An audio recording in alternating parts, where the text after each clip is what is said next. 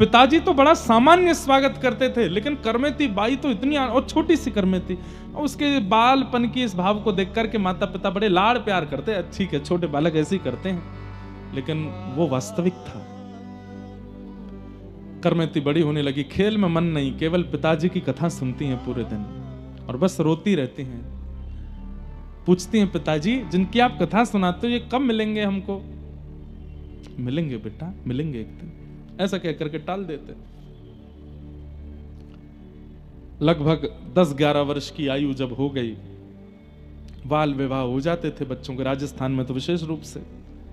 एक विवाह का प्रस्ताव आया, करमेती बाई ने अपने पिताजी को समझाया, पिताजी मुझे विवाह नहीं करना, मैं तो बस जीवन सर्वस्व ठाकुर जी पर न्योछावर करना चाहती हूं। बेटा ऐसा नहीं होता, क्या कहेंगे कुल के लोग, क्या कहेंगे, मर्यादा क्या कहां जाएगी, ये सब संसार के लोग क्या कहेंगे, बेटी घर में है, कन्यादान नहीं कर रहे, विवाह नहीं कर रहे उसका। पिताजी विवाह उसका कीजिए ना जो विवाह के बाद की क्रियाओं में योग्य हो, मैं बिल्कुल अयोग्य हूं। विवाह के बाद की जो क्रियाएं हैं, जो ससुराल पक्ष के लोग मुझसे उम्मीद करना चाहेंगे, वो उन सब में मैं निपुण नहीं हूं। क्या फायदा, आपको भी कष्ट होगा, उन लोगों को भी कष्ट होगा, मत करिए ना। यही सेम बात मीराबाई के चरित्र में आती। मीराबाई भी ऐसे समझाती अपनी मां को कि एक विवाहिता नारी का जो कर्तव्य होना चाहिए, सास के प्रति, ससुर के प्रति, ननद के प्रति, जेठ जेठानी के प्रति, पति के प्रति, ससुराल के प्रति, उसमें मैं बिल्कुल अयोग्य हूं मां, मेरा ब्याह मत करो। वही बात आज करमेती बाई समझा रही है, पिताजी मैं योग्य नहीं हूं, उनको कष्ट होगा।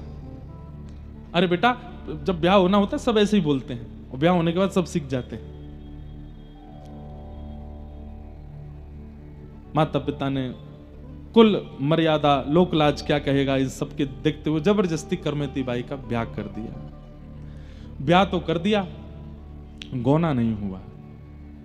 पति वापस चले गए ब्याह करके, अब गौना होगा जब थोड़े और बड़े हो जाएंगे। बाल विवाह ऐसा होता था पहले, बाल विवाह का विरोध किया गया, ठीक भी था। क्यों? बाल विवाह में क्या हो रहा था कि बाल्यकाल में दोनों का विवाह कर दिया, अयोग्य थे दोनों, जानकारी थी नहीं।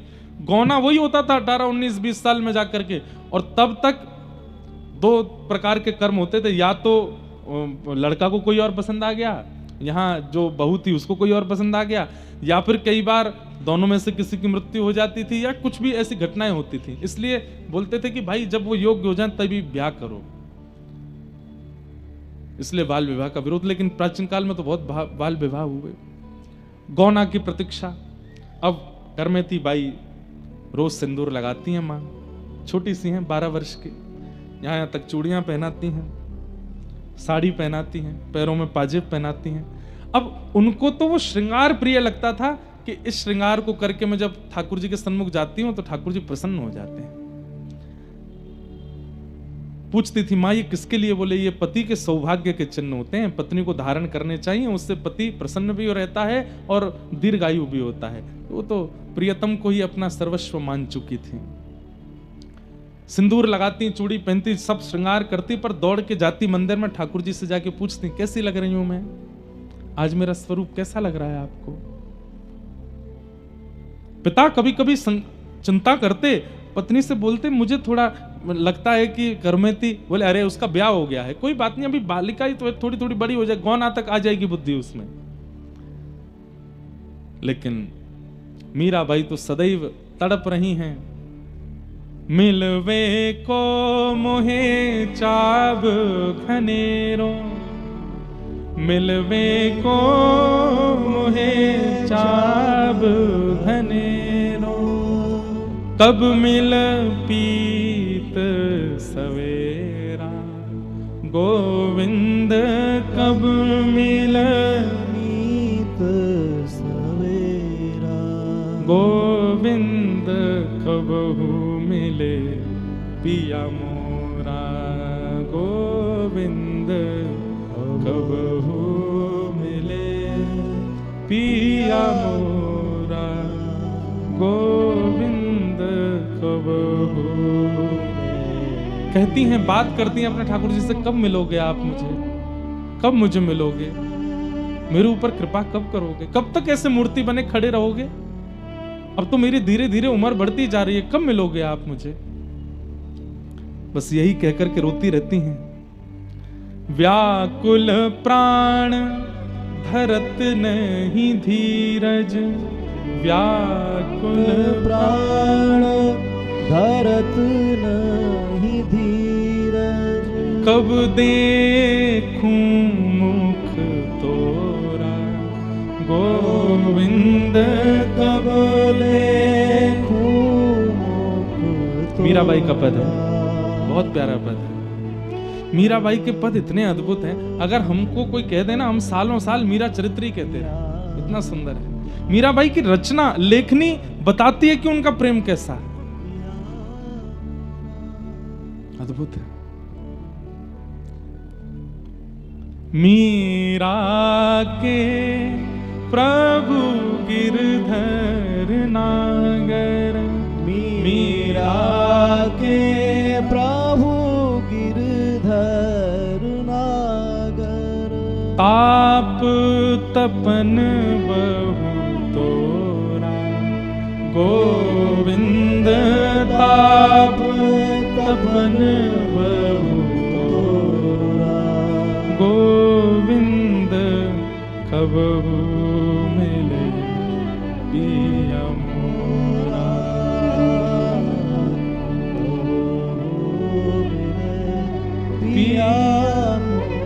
बंधुओं, हमें प्रेम हो जाता है ठाकुर जी से, हम चाहने लगते हैं ठाकुर जी को, पर ऐसा विरह नहीं मेरे को देखने में आया अभी तक कि बस व्याकुल हो गए हों ठाकुर जी के लिए। ऐसे नहीं हुए अभी हम स्वयं बहुत दिनों तक कथा करते रहते हैं, तो अब तो लाल जी सफर में नहीं रहते, साथ कथाओं में नहीं जाते, कुछ समय लाल जी की स्मृति तो होती है।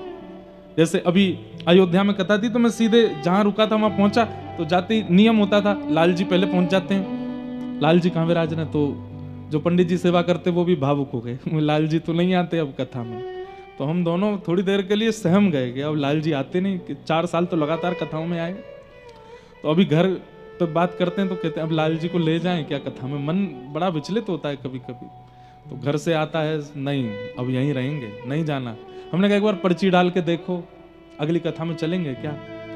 पर्ची डालते हैं, ठाकुर जी मना कर देते नहीं जाना, और विरह हो जाता है चित्त में कि उनका मन नहीं है, वो कह चुके थे कि ब्याह उला के बाद हम घर रहेंगे, घर ही रहते हैं। लेकिन मैं वो ले जाऊंगा, पर्ची बिना डाले ले जाऊंगा, पूछूंगा ही नहीं। विरह बहुत आवश्यक है बंधुओं, लेकिन हमको संयोग इतना आवश्यक, इतना मिल गया है ठाकुर जी का कि हम विरह का अनुभव नहीं कर पाते।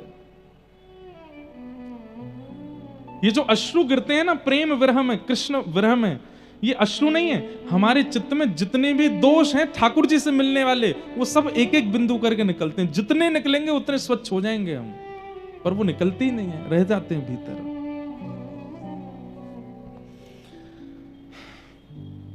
करमती बाई कहती अब सहन नहीं होता, जल्दी मिलो। सब कुछ ठीक चल रहा था, अचानक से एक दिन पत्र आता है और करमती बाई की माँ बड़ी खुश होकर के और हल्ला करके घर में बताती है, अरे वो पावन दिन आ गया। सब पूछते क्या हुआ, बोले करमती के ससुराल वाले 3 दिन बाद आ रहे हैं और गोने का समय निकला है, करमती को ले जाएंगे। ये सुनकर के करमती बाई मानो, पिताजी कौन आएगा 3 दिन बाद? बोले तेरा बेटी ब्याह हुआ था ना 5 साल पूर्व। बोले वो तो माँ ने कहा था खेल हो रहा है। बोले नहीं बेटा, वो तो तब छोटी थी इसलिए हमने ऐसा बोल दिया था, तेरा ब्याह हुआ है, उस घराने के पुरुष से ब्याह हुआ है और वो तेरे को ले जाने आएंगे, बहुत अच्छे हैं, बहुत ऐसा है वैसा है। करमती बाई बोली माँ मैं इतने दिन तक ये सिंदूर चूड़ी और ये सब ये उसके लिए करती थी? बोला हाँ। मुझे क्यों नहीं बताया स्पष्ट? बोले स्पष्ट अब क्या बताती तुझे मैं, बस ठीक है। करमती बाई बोली इनसे तो अब कुछ भी कहना ठीक नहीं। अपने भाई से पूछा, भैया आप उनके यहाँ गए थे, वो परिवार भक्त है, उनके यहाँ ठाकुर सेवा होती है, उनके यहाँ कथा भगवत सत्संग। तो बाई ने कहा देख स्पष्ट तुझे बता दूं, बाद में तुझे पता चले तो मन में बड़ा कष्ट होगा। उनके यहाँ कुछ नहीं होता, वो तो सब खाते पीते हैं, आनंद करते हैं, कोई सेवा वेवा भक्ति भजन कथा कीर्तन संत आगमन ये सब जो तूने यहाँ अनुभव किया कुछ नहीं है वहां पर। करमती बाई तो अब घबरा गई, अब मैं क्या कर सकती हूँ? पूछने लगी अब कुछ हो सकता है? बोले कुछ नहीं, अब तो हो गया विवाह। अब तो तेरा गौना होना, बस विदाई होनी है, बाकी सब तो हो चुका। करमेती बाई व्याकुल है। एक रात 2 रात निकल गई, रोते रोते ठाकुर जी से कहने लगी आप ही कुछ करो, लेकिन कोई रास्ता नहीं दिखा। तो करमेती बाई बोली मैं दोबारा जन्म लेने की प्रतीक्षा नहीं करूंगी कि अगले जन्म में मैं आपको प्राप्त करूं, ये जन्म में संसार को सौंप दूं, नहीं, ये मेरा अंतिम जन्म है। मैं इस जन्म में ऐसी कोई भूल नहीं कर सकती जिससे आप मुझसे दूर हो जाओ। मैं आपको प्राप्त करके रहूंगी। और बस जिस दिन सुबह बारात आनी है, आ चुकी है गांव के बाहर, बस सुबह घर आना बाकी था, उसी रात करमेती बाई घर छोड़ करके पूर्व दिशा की ओर भागी। क्यों? ये नहीं पता कि वृंदावन का रास्ता कहां है, बस ये पता है किसी संत ने कहा था कि हमारे घर से पूर्व दिशा में वृंदावन है। तो बस पूर्व दिशा की ओर देखा, और दिशा की ओर देख करके बस कुछ सामग्री कुछ लेकर के नहीं गई हैं, जैसी स्थिति में थी उसी स्थिति में पूर्व दिशा की ओर चल पड़ी। रास्ते में जंगल पड़े, भयभीत जंगल। छोटी सी करमेती बाई 16 वर्ष की है, बस जगह जगह हिंसक जीव मिल रहे हैं, और सबसे बस जाके कह देती है मुझे कृष्ण मिल जाए, उसके बाद मेरे को नष्ट कर देना, मेरे प्रियतम मुझे मिल जाए, उसके बाद तुम मुझे आहार बना लेना, मुझे एक बार ठाकुर जी मिल जाए, मैं खुद लौट के तुम्हारा आहार बनने आ जाऊंगी, बस एक बार देख लूं उनको। सुबह का समय हुआ, बारात आई, करमेती को कक्ष में खोजने गए, नहीं मिली। रसोई में खोजा, बाहर ढूंढा, पीछे ढूंढा, गांव में ढूंढा, सब जगह ढूंढ लिया, लेकिन करमेती नहीं मिली। माता पिता, सुबह से शाम हो गई, बारात बैठी है, कहां है बहू?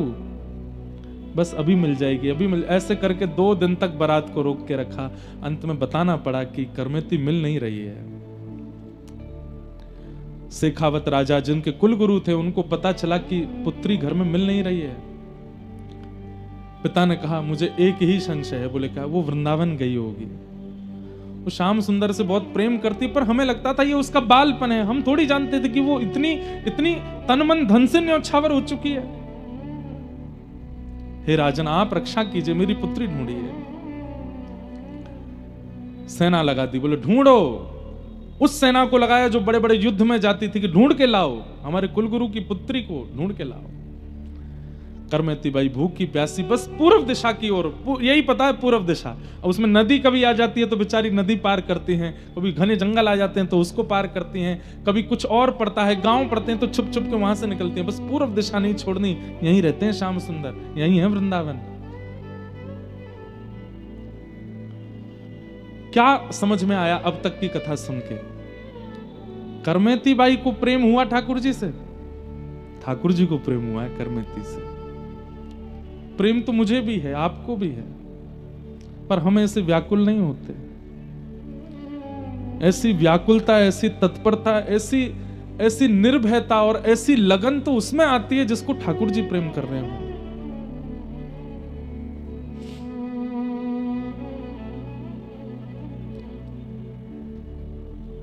आवाज आ रही है, रात्रि का समय, घोड़ों पर सैनिक चिल्ला रहे हैं, करमेती को ढूंढो।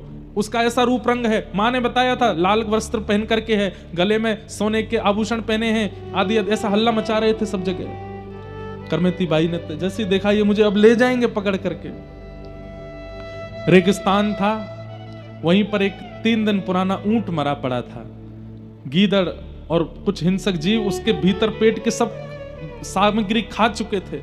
भयंकर दुर्गंध आ रही थी उसमें से। करमेती बाई ने सोचा मैं कहीं भी छुपूंगी, ये सब ढूंढ लेंगे मुझे और मुझे वृंदावन नहीं जाने देंगे। एक ही उपाय है, ये विशाल ऊंट का कंकाल पड़ा है, इसके अंदर छुप जाती हूं। जब समीप गई तो ग्रंथ में लिखा है कि करमेती बाई को 2 बार बमन की इच्छा हुई, इतनी दुर्गंध थी कि सह नहीं पा रही हूं। 3 दिन से भूखी हैं, अन्न भी नहीं खाया, और जब उसके पास गई तो इतनी दुर्गंध थी कि वहां खड़ी नहीं हो पा रही थी। लेकिन मन में विचार करती हैं, संसार, अगर आज करमेती तूने इस दुर्गंध को नहीं सहा तो ये पकड़ के ले जाएंगे और जीवन के अंतिम श्वास तक संसार के विषय की दुर्गंध सूंघनी पड़ेगी। वो जीवन भर की विषय की दुर्गंध सूंघने से अच्छा है कुछ समय की इस ऊंट की दुर्गंध को सह ले करमेती, प्रियतम मिल जाएंगे। और करमेती बाई उस ऊंट के भीतर प्रवेश कर गई। बाहर से कंकाल और वैसा था, मक्खियां भिन बना रही थी, कोई पास भी नहीं आ सकता। और उसके भीतर करमेती बाई बैठी है, नेत्र बंद करके अपने प्रियतम का स्मरण कर रही है। बस कुछ देर और करमेती, कुछ देर और, फिर से सब चले जाएंगे, फिर हम चलेंगे ना वृंदावन। मानो जैसे अपने आप से ही बात कर रही है। सैनिक जन आसपास आए, मरे हुए ऊंट को देख करके मक्खियां भिन बना रही हैं। दुर्गंध के कारण सैनिक ही घबरा गए, मुंह बंद कर, अरे जल्दी निकलो यहां से, निकलो भैया, यहां कैसे रुक सकते हैं। और 2 दिन तक करमेती बाई उस ऊंट के कंकाल में ही रही भीतर। ये मानव रह सकता है? नहीं रह सकता। ठाकुर जी जिसको बुला रहे हैं वो रह लेगा, वो कैसी भी व्यवस्था में रह लेगा।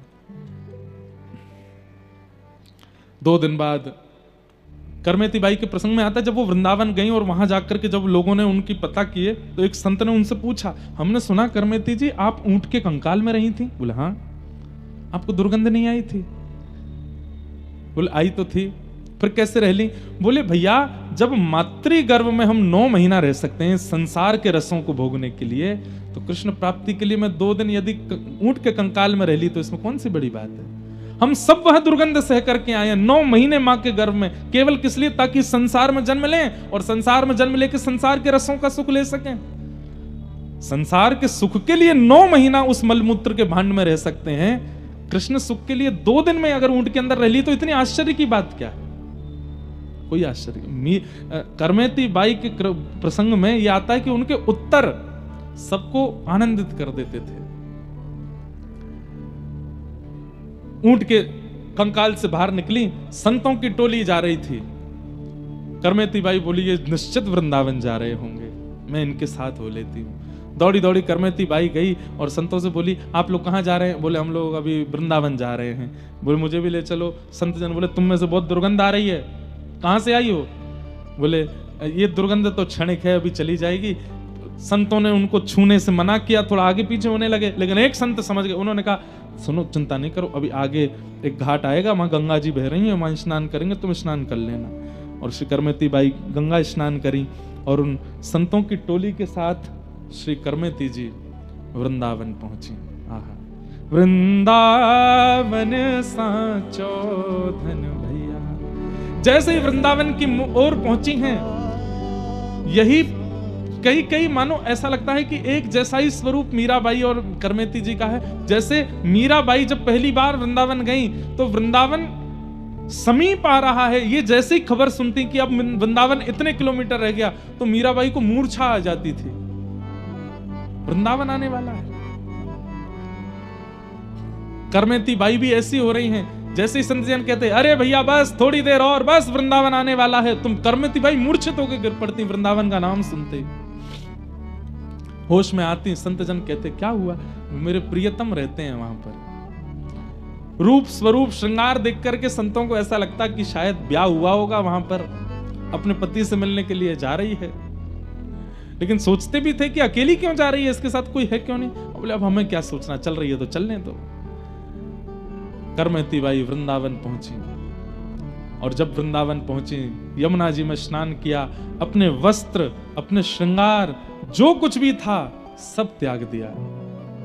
बंधुओं, सुनने में थोड़ी अटपटी बात है, पर श्री करमेती बाई जी केवल पत्र पहन करके रहती थी, पत्ते, वट के बड़े बड़े पत्तों को धारण करके रखती थी, कोई वस्त्र नहीं पहनती थी। यमुना जी का जल पीती थी और व्रजरज खा करके अपना पेट भरती थी।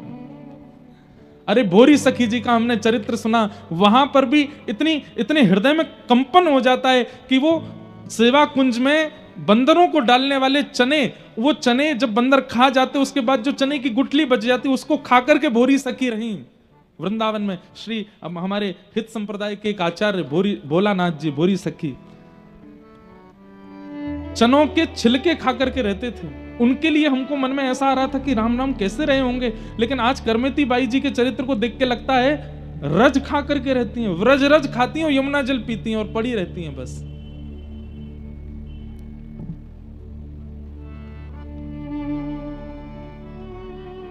किशोरी तोरे चरणन की रज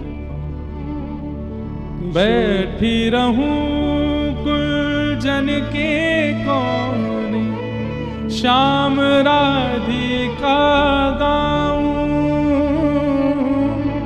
श्याम राधिका गाऊं, किशोरी तोरे चरणन की रज पाऊं, किशोरी तोरे चरणन की चारज को ब्रह्मादिक तरसत, चारज को ब्रह्मादिक तरसत, सूरज शीश चढ़ाऊं,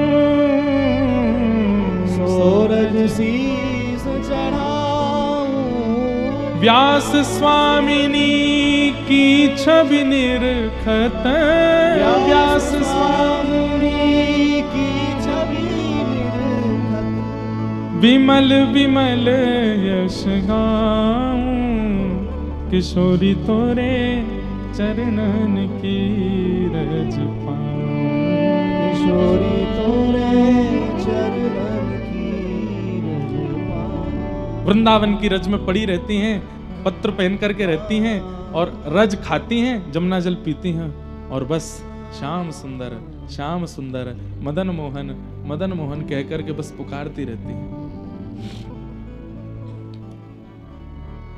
मंदिर में जाती हैं, दर्शन करती हैं। गोविंद देव जी तभी प्रकट हुए थे कुछ साल पहले ही।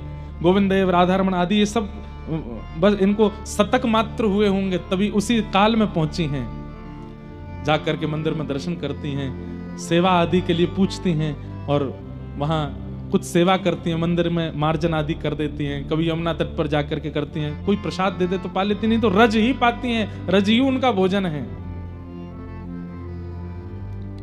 मीराबाई कहती हैं, श्याम मने चाकर राखो जी, चाकर रहसूं बाग लगासूं, नित उठ दर्शन पासूं, वृंदावन री कुंज गलिन में हरि की लीला गासूं, श्याम मने चाकर राखो जी।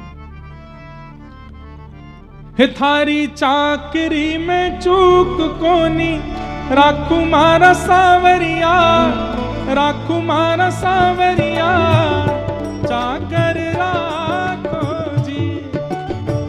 हे थारी चाकरी में चूक कोनी, राखू मारा सावरिया, राखो मारा सावरिया, चाकर राखो जी। हे गिरधारी मने चाकर राखो जी, गिरधारी मने चाकर। एक बात समझिए, ठाकुर जी की चाकरी चाहिए तो उससे पहले जैसे कहीं बड़ी जगह जॉब चाहिए तो आपका रिज्यूम देखा जाता है कि हाँ भाई पहले और कहाँ नौकरी कर चुके हो, कितना आपका अनुभव कितना है। और अगर अनुभव अच्छा नहीं होता ना तो जॉब में अच्छी सैलरी नहीं मिलती। संतों की सेवा करके, ब्रज रसिकों की सेवा करके, ब्रजवासीन की सेवा करके, हरिजनों की सेवा करके अपना रिज्यूम इतना अच्छा कर लो कि जब श्री जी के चरणों में जाकर के रिज्यूम दो, उन संत की सेवा, इतने ब्रजवासियों की सेवा, इतने महापुरुष, इतने हरिजनों की सेवा हमने करी है, तो श्री जी कहेंगी भाई एक्सपीरियंस अच्छा है, निज निकुंज नव निकुंज की सेवा में इसको लिया जा सकता है। लेकिन कहीं सेवा ही नहीं करी होगी तो फिर सेवा कैसे मिलेगी? इसलिए खूब हरिजनों की सेवा करो। यहाँ जो आपके अगल बगल में बैठे ना, ये भी हरिजन हैं। कथा सुनते सुनते इनके भी चरण दबा दिया करो। जब ये कथा सुन के उठा करें तो इनकी चरण रज भी ले लिया करो। आप सब भी हरिजन हो।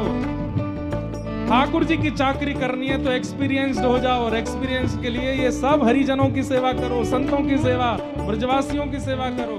थारी चाकरी में चूक कोनी, राखू मारा सावरिया, राखू मारा सावरिया, चाकर राखो जी, गिरधारी मने चाकर राखो जी।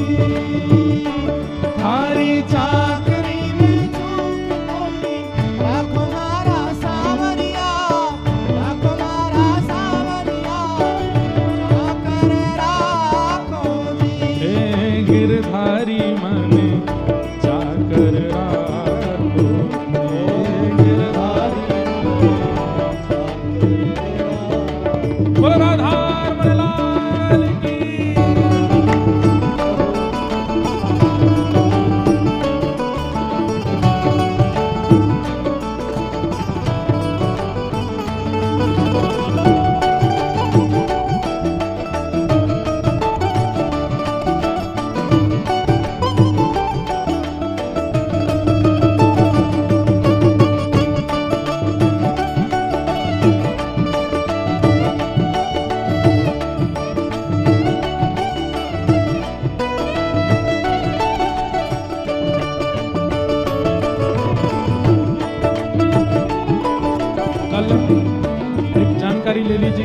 10 अप्रैल को मतलब कल प्रातः 5:15 बजे प्रभाती नगर कीर्तन होगा।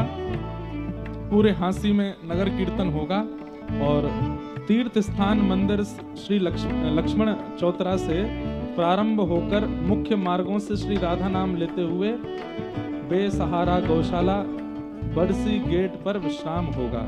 श्री माधव बाबा जी के साथ सभी भक्त प्रेम से पधारें। कल सुबह भाव सेवा श्री साक्षी जी की होगी।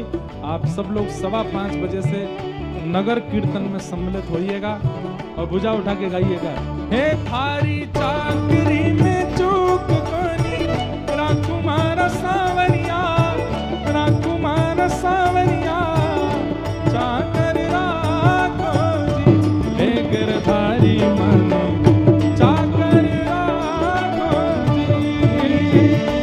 थारी चूक कोनी राकुमारा सावरिया, राकुमारा सावरिया चाकर राखो जी, गिरधारी माने चाकर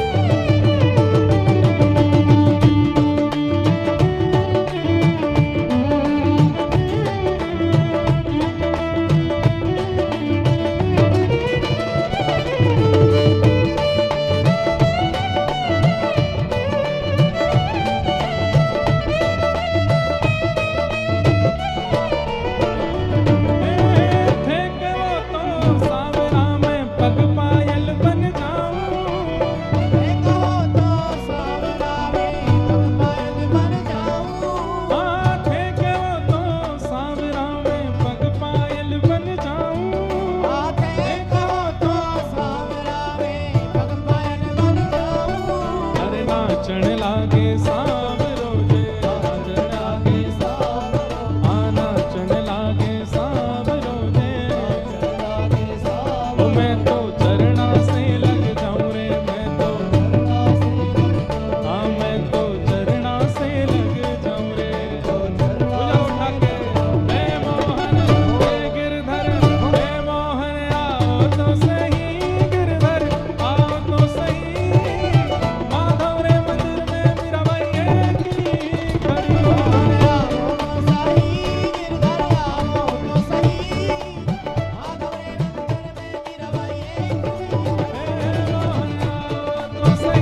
गिरधर आओ तो सही माधव रे मंदिर में मेरा भाई एक ही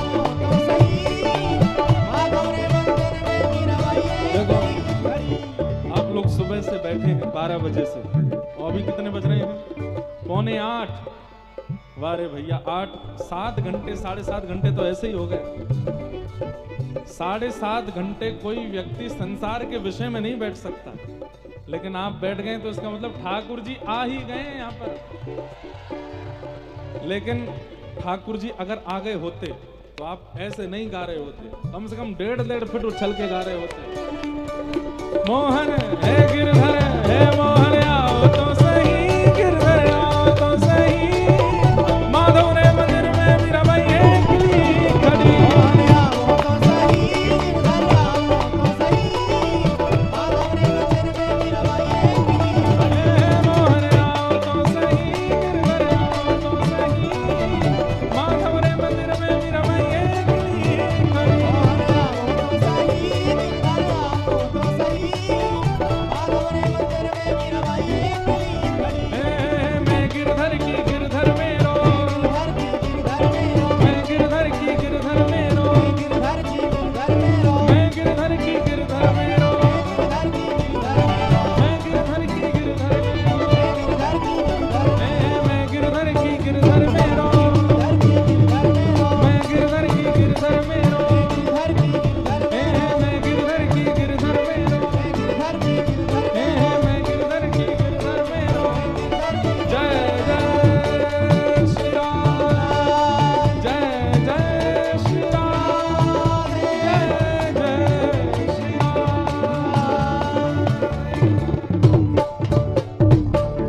बैठ जाओ सब लोग 10 मिनट और बैठो पूरे 8 बजा के जाना हाँ बैठ जाओ श्री करमेती बाई वृंदावन आ गए और श्री वृंदावन में आकर के पत्र लपेट करके रहती हैं व्रजरज खाती हैं बिल्कुल शांति से अभी कथा चल रही है सब लोग शांति से विराजो यहां पर सैनिक लौट करके वापस आ गए राजा को बताया कि हमें करमेती नहीं मिली पिता पुरुषोत्तम को पता है कि वो वृंदावन में ही हैं और कहीं हो ही नहीं सकती हैं गए वृंदावन अब उस समय चित्र तो होते नहीं थे कि दिखा के पूछ लें भाई इसको कहीं देखा केवल कद काठी बताते हैं रूप स्वरूप बताते हैं और गहने बताते हैं कि ऐसे गहने पहने हैं ऐसा ऐसे वस्त्र पहने हैं हाथों पर मेहंदी लगी है पैरों में महावर लगी है आपने मेरी बेटी को देखा पूरे मथुरा ब्रजमंडल के क्षेत्र में पूछ रहे थे सब जगह और जब सामने से उत्तर मिलता हमने तो नहीं देखा बहुत रोते एक जगह एक महापुरुष मिले उनसे पूछने लगे आपने मेरी बेटी को देखा ऐसी है वो इतनी उसकी कद है ऐसे लंबे बाल हैं ऐसा उसका वर्ण है और नेत्र थोड़े से ऐसे हैं मतलब वर्णन करते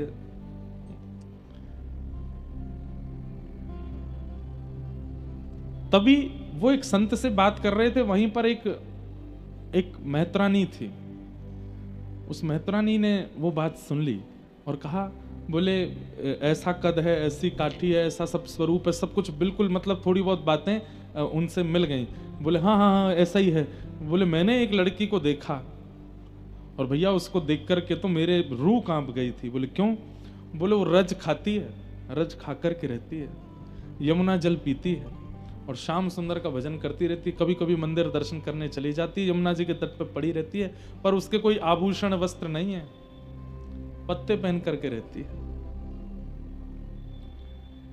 अब पुरुषोत्तम पिताजी कह रहे हैं कि ये मेरी बेटी ही है, लेकिन जब वो स्थिति बताते हैं कि रज खाती है, जल पीती, यमुना जल पीती है और पत्र पहन करके रहती है, तो मन में ये सोच रहे हैं हे विधाता ये मेरी बेटी ना हो, मैं देख नहीं पाऊंगा उसको ऐसे। कद काठी से तो कह रहे हैं कि मेरी बेटी है, लेकिन जब स्थिति सुन रहे हैं तो कह रहे हैं कि मैं नहीं देख पाऊंगा, ये मेरी बेटी ना हो, कोई और हो, किसी की बेटी ना हो, कोई पिता अपनी पुत्री को ऐसे नहीं देख सकता, मुझे आप ले चलेंगी उसके पास। बोले चलो। एक वट वृक्ष था, उसके नीचे जाकर के वो माँ खड़ी हुई और इशारा करके देखा, अधिकतर यहीं रहती है वो। यमुना जी की बालू है, चारों तरफ घने वन हैं, और पिता ने ऊपर चढ़ करके बड़े कांप रहे हैं कि कहीं करमेती ना हो वो। और जब देखा व्रज रज मुख पर लगी है, लेकिन सुंदरता इतनी अद्भुत है कि कोई देख ले तो बस देखता रह जाए। ऐसे सुनहरे केश पर नेत्रों में प्रेम नीर बह रहे हैं, मुख से हरिनाम निकल रहा है, पत्र पहन करके बस व्रजरज में लेटी हैं, और देख करके हो गया यही है करमेती। पुरुषोत्तम जी पहले तो टूट गए, देख नहीं पाए, और जैसे तैसे उठ करके देखे और देख करके बोले ये क्या हो गया मेरी पुत्री को, ये कैसा इसने स्वरूप बना लिया, इसके वस्त्र कहां गए, इसके सब गहने कहां चले गए, अरे बेचारी इतनी दूर से आई है, रास्ते में पता नहीं किसी ने इसको लूट ना लिया हो, कैसा व्यवहार किया होगा, मेरी पुत्री को मैं कैसे देख रहा हूं ऐसे।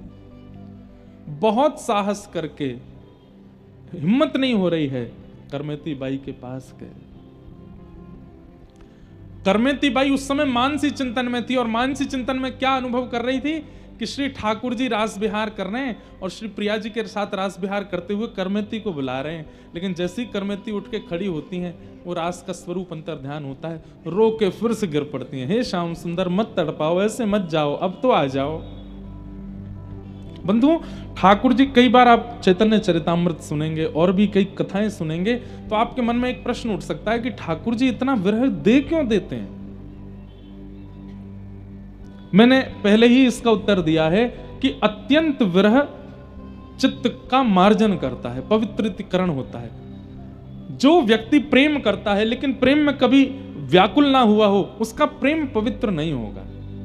चाहे संसार में घटा लीजिए इस बात को, वैसे संसार में प्रेम होता नहीं, प्यार होता है, पर संसार में भी यदि किसी के प्रति प्रीति है और उस व्यक्ति के प्रति व्याकुलता नहीं है, कभी उस व्यक्ति की याद में स्मृति में रुदन नहीं हुआ है, या उसके दर्शन की इच्छा में कभी व्याकुलता नहीं है, तो प्रेम पवित्र नहीं है। आप बड़ी सहजता से उसे जाने देते हो, या बड़ी सहजता से उससे दूर रह लेते हो, या बड़ी सहजता से आप निर्वहन कर लेते हो, तो आप प्रेमी नहीं हो।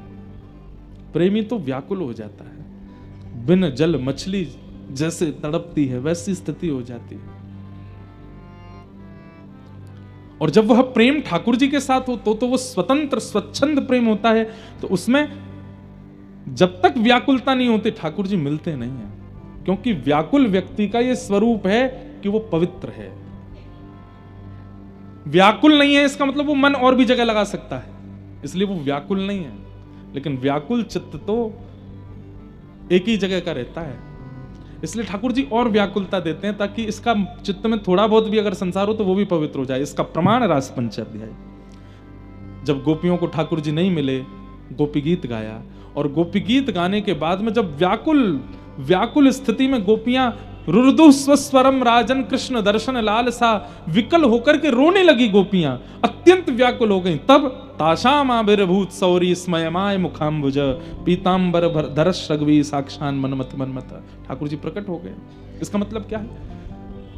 व्याकुलता नेत्रों का नीर, मैंने पहले भी कहा, जितने बूंद गिर रही हैं नेत्रों से समझो उतने दोष निकल रहे हैं। कृष्ण विरह में यदि रो रहे हो तो, संसारी विषय में नहीं, कृष्ण विरह में, वृंदावन की याद में, अपने सदगुरु की याद में, ठाकुर जी की स्मृति में, श्री जी की स्मृति में रुदन चित्त का मार्जन कर रहा है, पवित्रीकरण कर रहा है। इसलिए ठाकुर जी कभी कभी अति विरह भी इसलिए दे देते हैं तो थोड़ा बहुत भी और जो विषय रह गया वो भी निकल जाए चित्त से। लेकिन उसी समय पिता आ गए और रोती बिलखती करमती बाई बस रो रही थी। श्याम सुंदर कहाँ चले गए? पिता ने बड़े धीमे से करमती जी का स्पर्श किया। स्पर्श करते ही वो भाव साम्राज्य टूट गया। नेत्र खुले, सामने पिता को देखा। अब देखो कैसी विपरीतता। ठाकुर जी की याद में रो रो के बेहाल हैं, लेकिन पिता को देख करके नहीं रोए करमती बाई। पिता टूट के गिर पड़े सामने। करमती, मेरी लाली, मेरी पुत्री, मेरी बेटी, ये तेरी कैसी स्थिति हो गई? ये क्या कर रखा है तूने?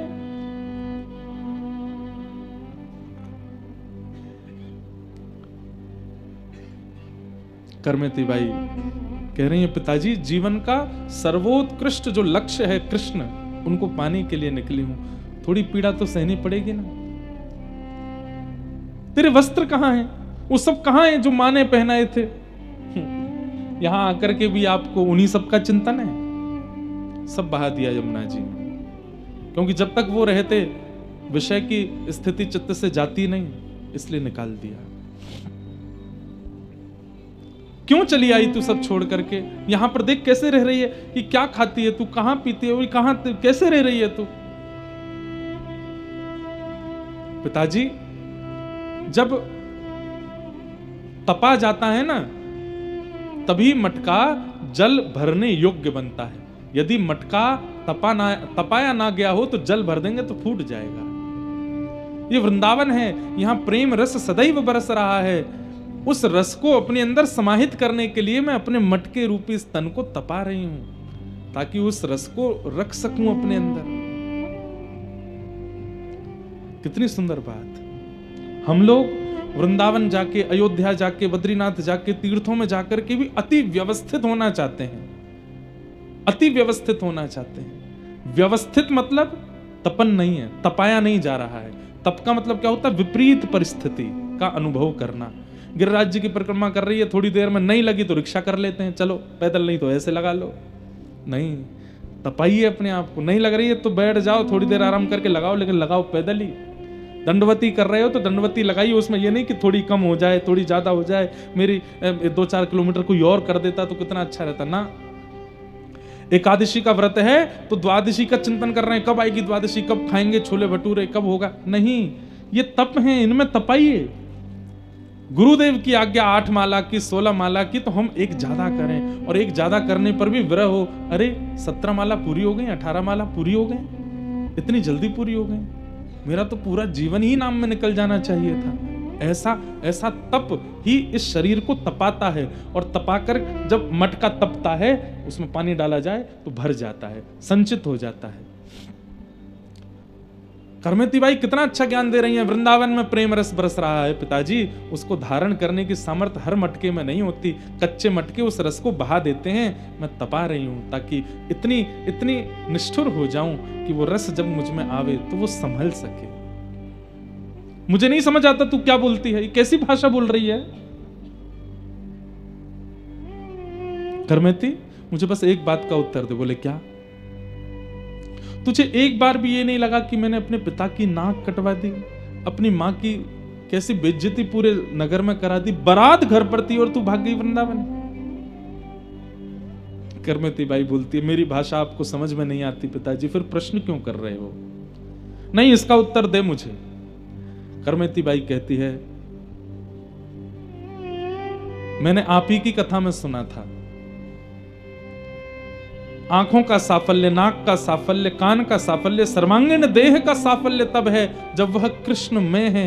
यदि कृष्ण युक्त नहीं है तो हमारे देह का कोई साफल्य नहीं है। इससे यह बात सिद्ध होती है पिताजी, जो भजन करते हैं ना, नाक उन्हीं की होती है, और जो भजन नहीं करते उनके नाक नहीं होती। तो जिनके नाक नहीं है वो कितनी भी कटे, क्या बुराई? आपने ठाकुर जी को उद्देश्य नहीं माना, माने ठाकुर जी को उद्देश्य नहीं माना। आप भेज रहे थे मुझे उस परिवार में जिस घर में ठाकुर जी का भोग तक नहीं लगाया जाता। आपकी तो नाक पहले ही नहीं है। हाँ, मैं अगर वहां गौना करके चली जाती तो मेरी नाक कट जाती, क्योंकि मेरी नाक थी। मैं ठाकुर जी का स्मरण करती हूँ, ठाकुर जी का भजन करती हूँ। नाक उनकी कटती है जो भजन करने के बाद भी ठाकुर जी को प्राप्त नहीं कर पाते, तिलक स्वरूप धारण करने के बाद भी ठाकुर जी का अनुभव नहीं कर पाते, गुरु आश्रित होने के बाद भी जीवन जी के मर गए लेकिन ठाकुर जी को दर्शन नहीं कर पाए, उनकी नाक कटती है। जो देह प्राप्त करके, तिलक धारण करके, शिखा धारण करके, सूत्र धारण करके, तुलसी धारण करके, गुरुदेव को धारण करके, वृंदावन से संबंध बना करके मृत्यु से पहले पहले ठाकुर जी का अनुभव कर लेते हैं, उनकी नाक बचती है पिताजी। जो जीवन जी के केवल अपना देह अंत कर देते हैं, नहीं दर्शन कर पाते ठाकुर जी का, उनकी नाक कटती है। कितना बड़ा एक प्रकार से एक हम सब भक्तों के लिए कितनी चिंताजनक बात कह दी करमेती भाई ने। मैं तिलक लगाता हूं, कंठी पहनता हूं, कथा करता हूं, धोती पहनता हूं, शिखा रखता हूं, यदि मृत्यु से पहले भगवत अनुभव नहीं हुआ तो मेरा धिक्कार है। मेरा तिलक लगाना, मेरा स्वरूप धारण करना, ये सब केवल श्रम हो जाएगा। करमेती बाई कहती मैं उसमें पीछे नहीं रह सकती पिताजी, मुझे अनुभव करना है। अंत में टूट गए पिताजी, भावुक होकर के बोले हमें तेरी याद आएगी तो हम कहां जाएंगे ये बता। बोले मैं तो शरीर हूं पिताजी, आज नहीं तो कल। और वैसे भी आप तो मुझे विदा ही कर रहे थे ना, ये सोच लीजिए ना कि उस व्यक्ति की जगह श्याम सुंदर के साथ मुझे विदा कर दिया। वृंदावन मेरा ससुराल है, यहां मैं रहूंगी। और रही बात आपके और मां के हृदय की सांत्वना के लिए, रुको। करमेती बाई उठ करके खड़ी हो गई, मानो जैसे पिता को लग ही नहीं रहा उनकी बेटी, ऐसा लग रहा कोई परम सिद्ध, कोई परम योग्य, कोई ना जाने कोई महापुरुष बोल रहा हो।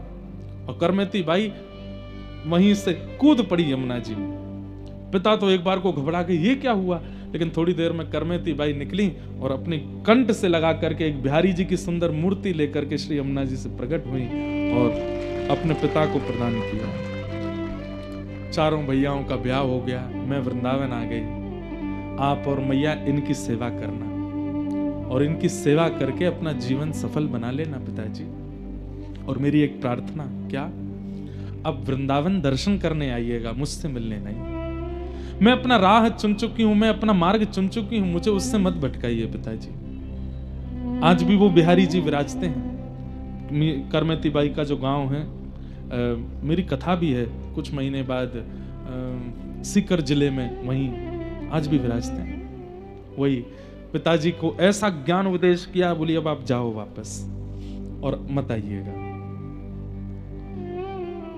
अपने हृदय से ठाकुर जी को लगा करके और बस अंतिम बार करमेती बाई को स्नेह नहीं प्रणाम किया, मेरे जीवन का लक्ष्य बताने के लिए लौट करके गए। अपनी पत्नी बच्चे सबको समझाया और पिताजी उनकी सेवा में लग गए।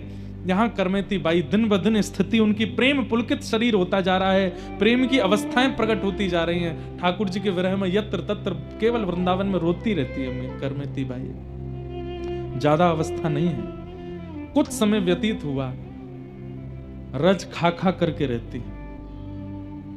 एक दिन ठाकुर जी को किशोरी जी ने हल्की मीठी डांट लगाई, बोले आप कैसे हो, कितना विरह दिया है उसको बेचारी को, क्यों नहीं मिलते। बोले श्री जी बस मैं आपकी आज्ञा चाह रहा था, मैं बस ये चाह रहा था कि मैं तो स्वीकार कर चुका हूं, श्री लाडली जी स्वीकार कर लें, अब आपने आकर के बोल दिया मतलब अब पूर्ण है, अब मैं जाऊंगा। और ठाकुर जी एक विप्र का रूप धारण करके गए, हाथ में थाल लेके गए 56 भोग का। करमेती बाई के पास गए, रो रही थी करमेती, रज खा रही थी करमेती, पत्र खा लेती थी और ज्यादा भूख लगती थी, तो है तो शरीर ही। करमेती क्या कर रही है, भूख लग रही है, कोई ऐसा वैद्य ढूंढ के लिए आइए ना जो ऐसी औषधि दे दे कि भूख ही ना लगे। इस शरीर के सारे नियमों को मैं पूर्ण कर करके हार चुकी हूं, मेरी इंद्रियां शिथिल हो जाए, ऐसा कोई वैद्य हो उससे औषधि ले आइए ना। महात्मा बोले सब करेंगे, ले मैं तेरे लिए प्रसाद लाया, पाले। आज जब से आई हैं 2-3 वर्ष तो हो गए, करमेती बाई आज पहली बार उन्होंने अन्न की सामग्री देखी। कभी कभी मंदिर में प्रसाद मिलता था तो पा लेती थी। पाने से पूर्व बोली आप कौन हो, बोले मैं ऐसे ऐसे, अपना कुछ परिचय भगवान ने दिया। एक बात बोलिए ना, क्या इसको पाने के बाद मेरी भूख विश्राम हो जाएगी, बोले हाँ हो जाएगी। करमेती बाई पा रही हैं, पाते पाते पेट भर रहा है, सब स्थितियां उचित होती जा रही हैं। ठाकुर जी बोले अब पा लिया, बोले हाँ देखो तुम लाली हो ना, ऐसे अंग पर बिना वस्त्र के नहीं रहते, लो ये चुनरी है श्री जी की, ये ओढ़ो। चुनरी उड़ा दी, चुनरी उड़ा के पहना दी। करमेती बाई मन में सोच रही मैं आपको मना क्यों नहीं कर रही हूं, मैं तो ये सब नहीं करती, पर आपसे मेरी मना क्यों नहीं हो रही है। बोले ठाकुर जी के प्रसाद है ना इसलिए नहीं हो रही है। ले श्री जी को ये आंखन को काजर है, आंखन में लगा, मतलब धीरे धीरे ठाकुर जी ने सब श्रृंगार प्रदान कर दिए, बस ये बता के कि ठाकुर जी के प्रसाद है, प्रसाद है, प्रसाद है। और अंत तो गत्वा श्री करमेती बाई को एक सहचरी रूप प्रदान किया। करमेती बाई खड़ी हो गई, सब श्रृंगार स्वीकार करने के बाद बोली, मैंने एक बार भी आपको मना नहीं किया, मुझसे मैं चाह तो रही हूं कि मैं आपको रोकूं, पर मैं रोक क्यों नहीं पा रही हूं। ठाकुर जी बोले नेत्र बंद करो, नेत्र बंद की, बोला खोलो। जैसे ही खोल करके देखा, आहा, मुरली मनोहर श्याम सुंदर प्रकट हो गए। श्री करमेती बाई के नेत्र सजल हो गए, आप मेरे श्याम सुंदर हैं। बोले जी चलो, प्रिया जी बुला रही हैं निकुंज में। और बस हाथ पकड़ करके ले गए सघन वन में, और जाते जाते श्री करमेती बाई अंतर ध्यान हो गई, ठाकुर जी के साथ नित्य लीला में प्रविष्ट हो गई। बोलो भक्तवत्सल भगवान की, श्री करमेती बाई की। ऐसा श्री करमेती बाई जी का पावन चरित्र, उसको हम बार-बार प्रणाम करते हैं।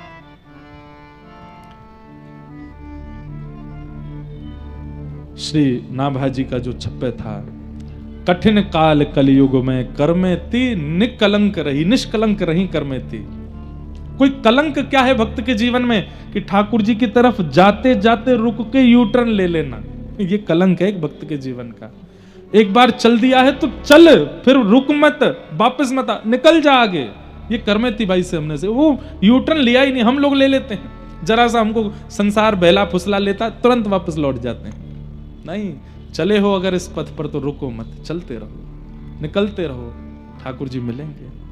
निष्कलंक रही नश्वर पति रति त्याग, कृष्ण पद सो रति जोरी, सबई जगत की फांस तर की तिनु काज्यों तोरी, निर्मल कुल कंथ्या धन्य परसाज ही जाई, विदित वृंदावन वास संत मुख करत बड़ाई, संसार स्वाद सुख बात करी फेर नहीं, तिन तन चाही, कठिन काल कलयुग में करमेती निकलंक रही।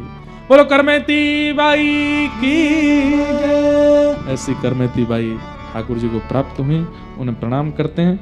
कल पुनः मिलेंगे बंधुओं, सब लोग बड़े प्रेम और भाव से कीर्तन करते हुए आज के मंगल। कल सुबह आप लोग प्रभात फेरी में जरूर जाइएगा, खूब आनंद कीजिएगा।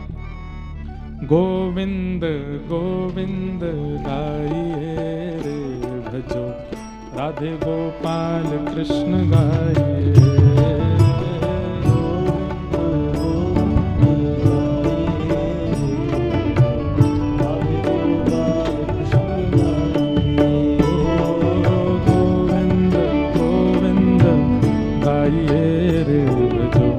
राधे गोपाल कृष्ण गाइए।